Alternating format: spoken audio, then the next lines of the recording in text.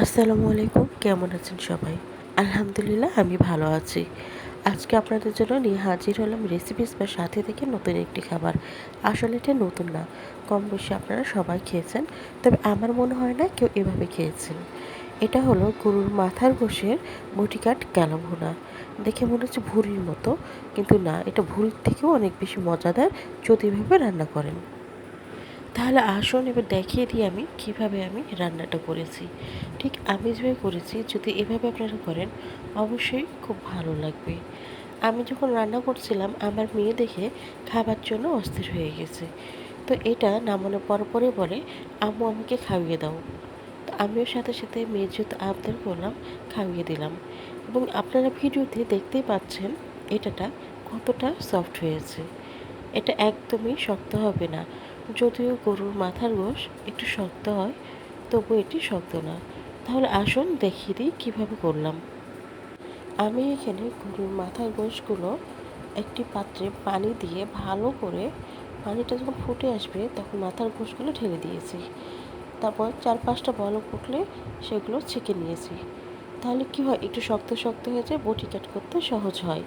আর মাথার গোশের মধ্যে কালফি চিবা টিবা এগুলো তো থাকেই, এগুলো তো পরিষ্কার করতেই হয় গরম পানি দিয়ে। তবে এভাবে যদি করেন আপনার জন্য কাটা বাছাটা খুব বেশি ইজি হয়ে যাবে। তো এই যে ভিডিওতে দেখতে পাচ্ছেন আমি কিভাবে ছোট ছোট করে পিস করে নিচ্ছি, এভাবেই ছোট ছোট করে পিস করে নেবেন। আসলে বটি কাট মানে তো ছোট ছোট টুকরা, এটাই হচ্ছে বটি কাটের নিয়ম। তো যাই হোক, আমার সম্পূর্ণ গোশ এইখানে ধুয়ে কুটে বেছে আমি রেডি করে নিয়েছি। এখন আমি একে একে মশলা দিয়ে দেবো। আমি প্রথমেই এখানে পেঁয়াজ দিয়ে দেবো, মাত্র আধা কাপ পেঁয়াজ দেবো, খুব বেশি দিব না, কেননা আমি এরপরে পেঁয়াজের ব্যবহার আবার করব। আমি আবার স্বাদ মতো লবণ দিয়ে দিলাম।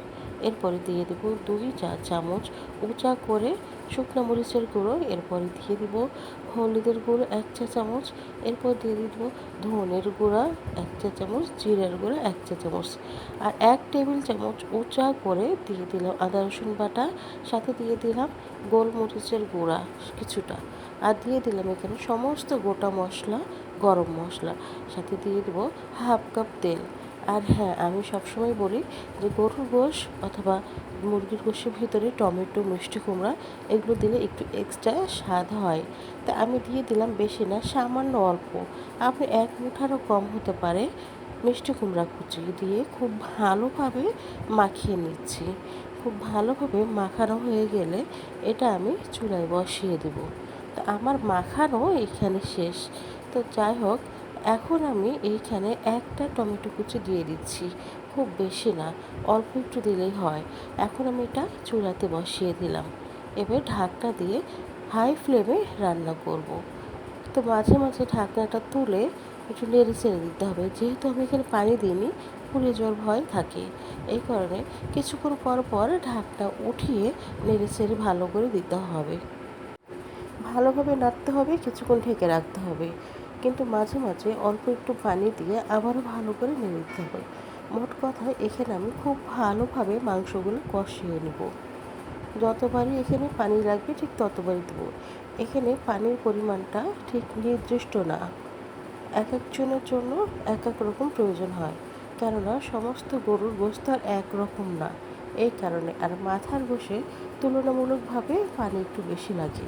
তো আমার কিন্তু ভিডিওতে দেখতে পাচ্ছেন আপনারা আমি কিভাবে কষাচ্ছি। এভাবেই কষাতে থাকতে হবে, মাঝে মাঝে অল্প অল্প পানি দিয়ে দিয়ে। এভাবেই আমার যখন যখন পানি দরকার ঠিক তখন তখন আমি পানি দিয়ে সমস্ত মাংস খুব ভালোভাবে সিদ্ধ করে নিয়েছি, চুলাতে সিদ্ধ করে নিয়েছি। তবে আপনারা কেউ ইচ্ছা করলে যদি সময় না থাকে প্রেসারে সিজ দিয়ে নিতে পারেন, কয়েকটা সিজ দিলেই হয়ে যাবে। এরপর আমি হাঁড়ি থেকে আমার একটি কড়াইয়ে ঢেলে নিয়েছি। ঢেলে এগুলো খুব ভালোভাবে আবারও নেড়ে চেড়ে ভাজা ভাজা করে নিয়েছি। আসলে হাঁড়িতে ভাজা ভাজা হতো না, আর আমার হাঁড়িটা একদমই নতুন, এই কারণে হচ্ছিল না। এই কারণে আমি আমার অনেক পুরনো একটা কড়াইয়ে ঢেলে নিয়েছি। তো যাই হোক, ওইদিকে আমার গোশত ভাজা ভাজা হোক। আমি একটু বাগার দেবো এর টেস্ট বাড়ানোর জন্য। বাগারের জন্য আমি একটা রসুন আধা কাপ পেঁয়াজ একটু মোটা করে আর ৫-৭টা নিয়ে নিয়েছি শুকনো মরিচ গোটা গোটা, সাথে দিয়ে দেবো সামান্য একটু জিরা ফোড়ন। তো যাই হোক, এখন আমি সব মশলাগুলো একে একে দিয়ে দিলাম, দিয়ে একটু নাড়তে থাকবো। রসুনটা যেহেতু আগে দিয়েছি, কারণ রসুনটা একটু পেঁয়াজের তুলনায় শক্ত থাকে।